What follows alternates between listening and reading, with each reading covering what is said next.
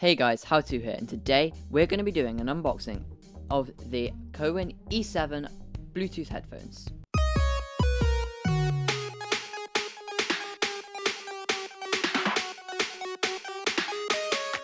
So, they come with a little thank you note, some instructions, and a carry pouch. The carry pouch is made of a plastic leather, which is okay. It's very smooth, but not very durable, and feels like it would scratch or rip easily.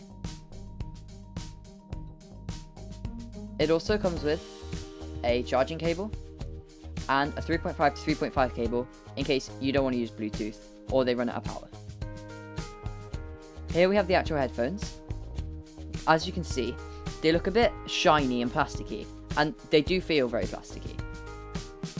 My recommendation was get the Pros if you must get Cowin E7s, but I wouldn't get them at all really, because although they say noise cancelling, they're not active noise cancelling, it's just passive, and they're £50 or £70 or £80 if you pay for the Pros. So they're nice, but they're not nice enough. The overall build quality seems okay.